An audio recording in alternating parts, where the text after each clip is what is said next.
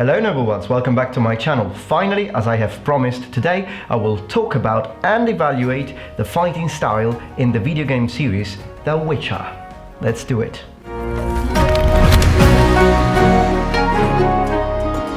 So, The Witcher's fighting style, would it make sense? And for that matter, do all these fantasy styles full of pirouettes and twisting make sense from a historical point of view? Would those fighting styles actually be viable in combat?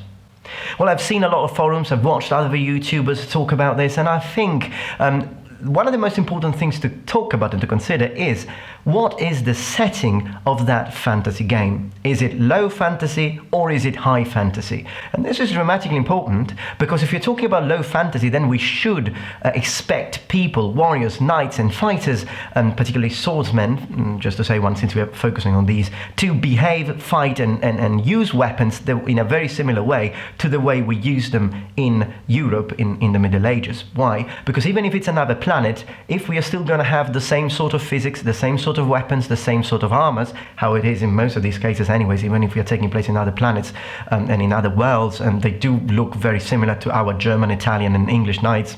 So, it could apply. Then we should expect the fighting styles and martial arts to develop in a very similar way. Why? Because let's tell the truth. Honestly, HEMA is the most effective thing you could do with a weapon.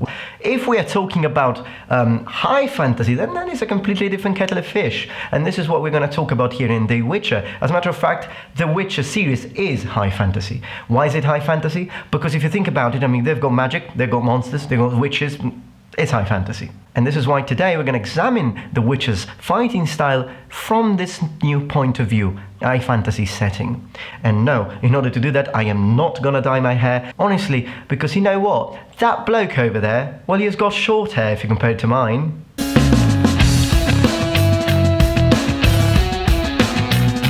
What should we expect a fighting style to look like in a high fantasy setting? Well, it all depends, because in a high fantasy setting you've got what? You've got magic users and you've got monsters who have both, and both of these categories have got a huge advantage over people fighting with swords. So we should either expect people to just completely stop using swords, or at least stop using these kind of normal conventional weapons against magic users and monsters. So just use them between themselves.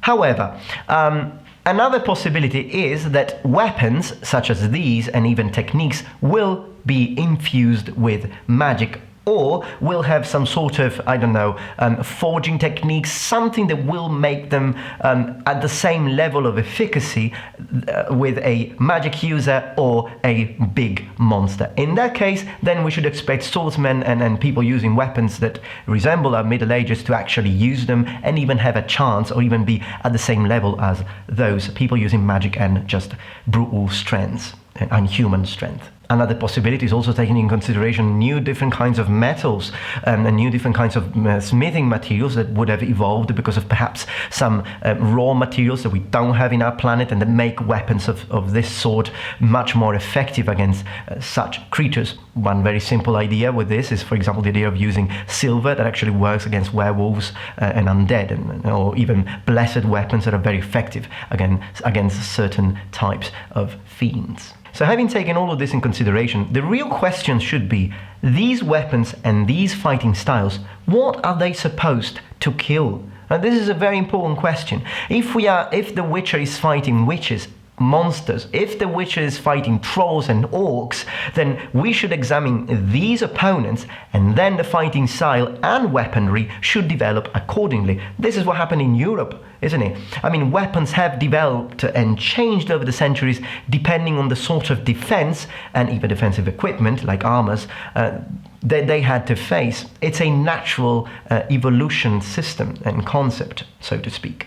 So of course the first thing that comes to mind is big monsters have got a tougher skin, a thicker skin, which is very difficult to bypass with a normal draw cut or push cut. So in that case, would it make sense to have twists and pirouette? I think it could, although I would have a better idea, which I will share with you in a moment, but it could make sense because with a twist and a pirouette, as I have talked about in this video, so more specifically about spinning weapons, if you want to just check it out, it would make sense because you would increase the power, and perhaps a whole style using that technique and developing, making people masters of performing draw cuts with a complete twist using the hips could develop, because with that extra power you might be able to actually go through the tough skin of a monster, that specific sort of tissue that the monster has developed as a sort of defense.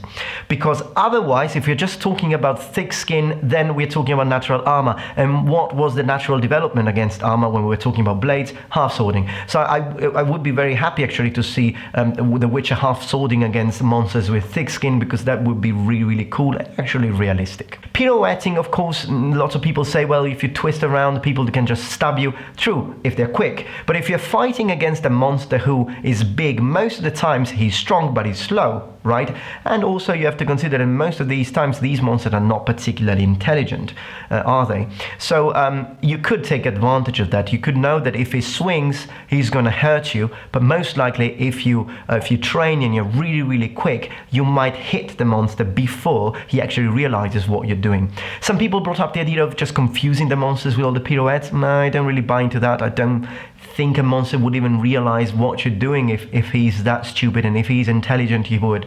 So no, that doesn't really make much sense to me, but all the rest I think it could make sense. If there is magic infused in these weapons, then even really big weapons could make sense. I mean, this beast here is historically accurate. We're talking about a sword that is actually taller than me. And I'm 5'8", 5'9", I don't know. I've learned the English as a language, my brain just refuses to learn feet. What can I do? 175. So this beast was actually made, and we didn't have to face monsters. So if you could develop a big sword for some reasons, because of the building material, because of the forging techniques, because of some magic infused, it's not actually going to be slow, then it could make sense, you know, to give you the reach advantage. As a matter of fact, you know what I would like to see in these games, and what I actually complain more than pirouettes and all these stuff? Pole arms, pole freaking arms. These make sense in any setting, low setting, high setting, even Star Wars, for goodness sake. I mean, range advantage is a fantastic advantage over your opponent, and pole arms were the most effective invention in Battlefield during the Battlefield, particularly during the Middle Ages, together perhaps with in conjunction with mounted nobility and charges and all the rest. But these were incredibly popular. Why? Because they were effective, and I think that they would be effective in fantasy games. It was a big disappointment not to see pole arms in the Elder Scrolls series. It's a shame, really, because you know, it just would make sense. And even in The Witcher, I'm not sure if there are pole arms. I doubt it. If there are, just let me know in the comments below. But as far as I can recall, they don't. And that's the same for many other games like Dragon Age series. For some reason, pole arms don't appeal video game makers. I think they should put them there because it would make sense in any situation. At range advantage, it's always a huge advantage against your opponent, particularly in a Battlefield situation. Perhaps dueling against one single monster or just a couple of monsters could make sense to have other weapons, but if you're going to battle against monsters, you've got to use these.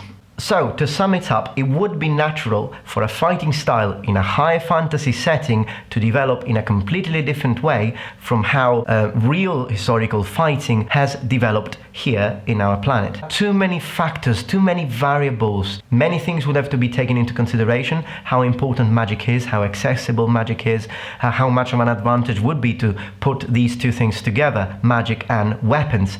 How these weapons would change in their shape. I mean, fantasy weapons look completely different from real original examples, but that's okay if it's a high fantasy setting, because why would they have to look like natural weapons if the sort of enemies that they need to fight against are completely different than the kind of enemies that you would have to fight here. If you're fighting dragons, you can't use just normal things. You've got to come up with different ideas. If you're fighting giants, you would have a fighting style against giants. If you're fighting dragons, you would have a fighting style against dragons. If you're fighting orcs, you would have a fighting style which would be again different. And if you're fighting goblins, then perhaps lots of those little creatures and little bastards would be jumping over you all together. So probably you would have to develop a style where you can actually twist and fight very quickly against multiple opponents, whereas of course if you're fighting against a dragon, you would have to have a style based on massive attacks that would be quick enough, but also a lot of dodging involved, like attack and go away, something like that, in order to prevent the dragon to grab you. And personally, I think the Witcher's style of fighting can make sense in his universe, and we shouldn't really expect him to behave like people would in our planet. Well, thank you very much for watching. I hope that you enjoyed this video. If you did, please remember, thumbs up and subscribe to my channel for more content from the Metatron. And remember, the Metatron has spread his wings.